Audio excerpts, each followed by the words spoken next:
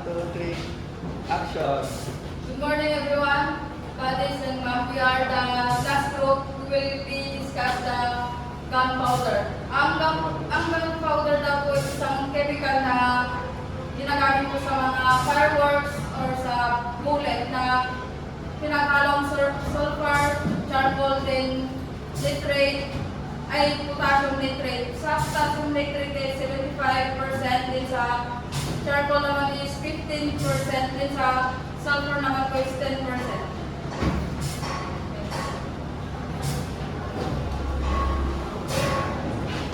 Second naman is runners of gunpowder in Europe. So, dito is una is hindi talaga dahil sa Europe yung gunpowder. So, galing sa China. Then, kumalat lang sa buong mundo kasi dahil sa pamamagitan ng Silk Road o isang trade route ang nagkukonekta sa Asia, Middle East, and Europe. Then, tapos, may isang German monk na si Bertold Suhr na binigyan ng red bilang invento ng unang European rifle. Then, in short, hindi Europe ang nag-invento ng gunpowder pero sila ang nag-develop at gumamit ito advance paraan lang sa mga armada siyensya. History. The Danish communist, the Han Dynasty, during a originally to the creation of one of the most prolific scientific invention ever created by man. This gunpowder substance that turns bullets by the effect of guns and fireworks alone in army of animal powders. Gunpowder was invented by the Chinese alchemist of the 9th century. The mixture of sulfur, charcoal, and saltpeter. It was invented to military application in 8th century in China. The tradition theory, the secret had spread Islamic Asia, where it was used against Europeans. Ever since, gunpowder has been a staple of the military and political establishment.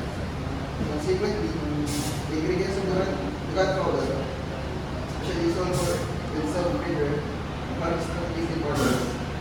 Sulfur is mined from underground deposits. Saltpeter is mined especially from deposits in where it each from guano. In fact, saltpeter was mined in Virginia during the Civil War. It was central to the Confederate War effort. However, the largest deposits nitrate were in Chile and up until the first decade of the 20th century. The mining and shipping of the saltpeter is early interest world power. So, dito naman tayo sa producing process of gunpowder. Preparation, all three of the raw materials need purifying process before being put to use for gunpowder. First, bago pa nga po yung gunpowder, may mga preparation muna ba mga ginagawa kung lagarin na ayos at nililinis muna lahat ng sangkapar na sigurado may maayos yung nalalabasan. Then, first, saltpeter maker is the common name for potassium nitrate. So, nung una daw, galing pa ito sa yung dropping sa linear, kinukuha nila yung mga potassium nila sa lupa na may halong dumi. Pero, habang tumatagal, pinili na lang nilang mag-import galing India para mas mabilis at malinis na rin. Then, second, sulfur. This was imported from Spain and purified by installation. So, inangkat nila ito mula sa Spain, tapos nilinis nila lang yung installation para matanggal lahat ng mga impurities. Then, pangatlo, charcoal. Both the wood use and the method of burning were crucial to the quality of the finished gunpowder. So wood, silver was the best. Then, dito daw, gumamit sila ng soft wood. Kasi mas maganda yung quality ng charcoal kapag ganon. That is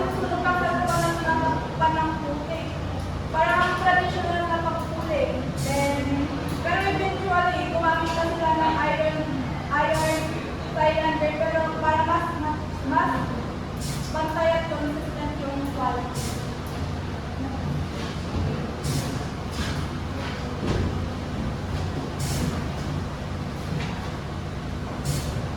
Mixing. All three ingredients were cracked into a fine powder in one way.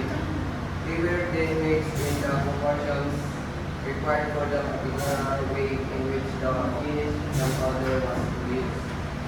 So dito sa mixing, dapat mo daw yung bawat ingredients ay maturo mo ng pino tapos saka mo siya mag-aalo sa ball bit. Depende na sa'yo kung saan mo siya gagamitin. Tapos incorporation. Just mixing the ingredients will be give a rapid burning material, but for an explosive mix, every grain must be a mixture of all three. Dito ano yung tatlong ingredients yung tapos halo-haloin mo siya para mabilis siyang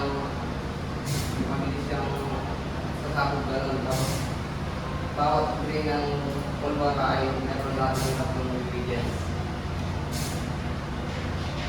Pressing. Pressing the size of grains is give a stronger institution for a given weight of the powder. This is the most dangerous stage of production. Dito yung ibigay mo siya bibigay mo siya para siksik yung loob ng para mas mabilis yung mas maganda yung sabot niya. Pag hindi siya siksik, umanya ganun. Then sa ano naman, sa according naman, is dito is natanggal ang alalo sa gunpowder sa pamamagitan ng pagtanggal nito sa drum na may sit sa loob para maging pantay-pantay ang puputin ng isang gunpowder. So sa dating naman, is optional lang ito. Nilalagyan ng graphite gas ang gunpowder at natanggal ulit sa drum para makintab at hindi dumikit ang mga putin sa isa. Then sa drying naman, pinapatayo ang powder para mawala ang moisture at hindi ito didikit mismo sa mga powder na hindi nalinis masyado. Then sa molding naman is ginagamit sa malaking baril o plastic charge, fine press, and powder gamit ang hydraulic press para maging cookies fixable oxygen na ito.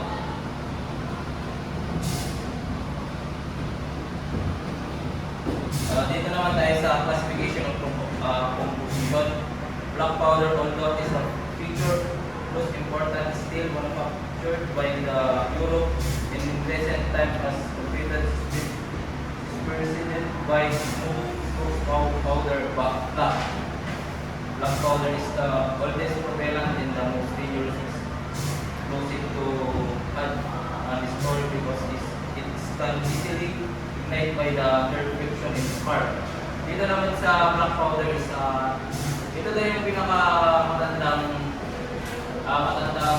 propellant. At hindi na daw ito ginagamit kasi masyadong delikado. Kapag kahit konting spark lang daw is mag-apoy na agad. Tapos ito naman yung mga nakahalo sa black powder. Potassium nitrate is 75, sulfur is 10. Sa carbon naman is 15. Producing of gray smoke is considerable residue is reversed in the barrel. Lalabas daw ito ng kulay akong usok na lumalabas sa barrel. Sa naman, burning with reason bricks rapidly when ignite.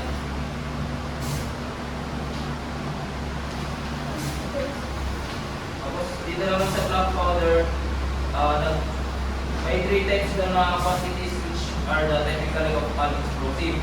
First is when ignite is will burn by itself without an aid from the outside. Dito naman daw is pagtuloy daw ng pag-react kahit hindi daw tinutulungan ng kahit hindi nangailangan ng hangin sa labas.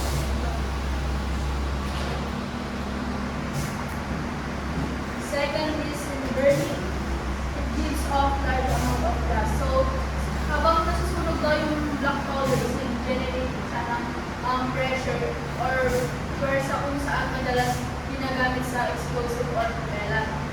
There is considerable amount of heat of the boat. Ito naman yung kapag yung temperature is napapansin na sunog is parang nagpapalaka siya ng over energy release. And sa smokeless powder naman, ito naman yung uri ng propellant na mabilis masunog at hindi gaano naglalabas ng usok kapag pinutok habang pinutok. Like for example,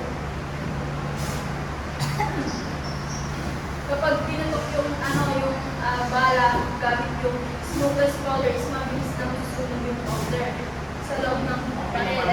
And nag-create siya ng gas na nagtutulak palabas sa bala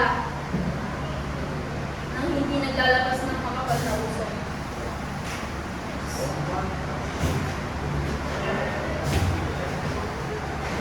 Next naman po is two classes of smokeless powder. First is the single-phase propellant or nitrocellulose.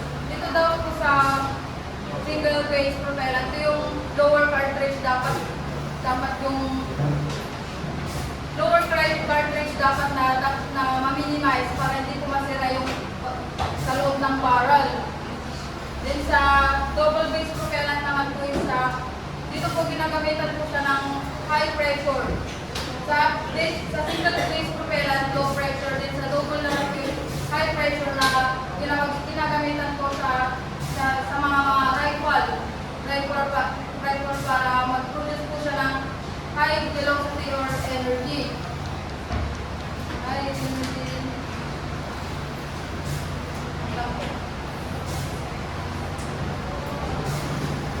Sa triple-phase propellant naman is a type of propellant powder which is used three principal ingredients. Sa triple-phase propellant is may tatlong ingredients kaya na nitrocellulose, nitroglycerin, nitroguanidine. Hindi kaya sa double-phase propellant, dalawa lang yung ingredients niya. Dito sa triple-phase propellant, dinagdag yung nitroguanidine, which is yung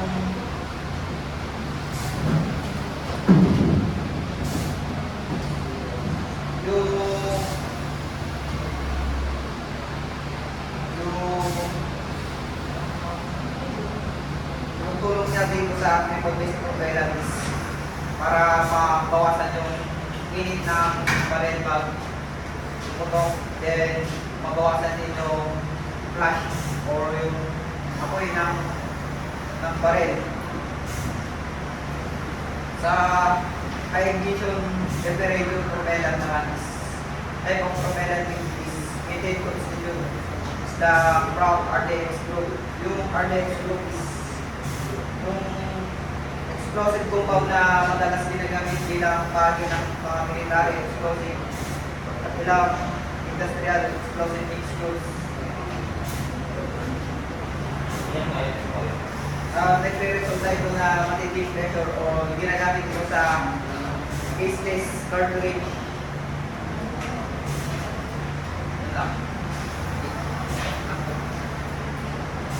Then, thank you everyone sa pakikinig. Yun lang po yung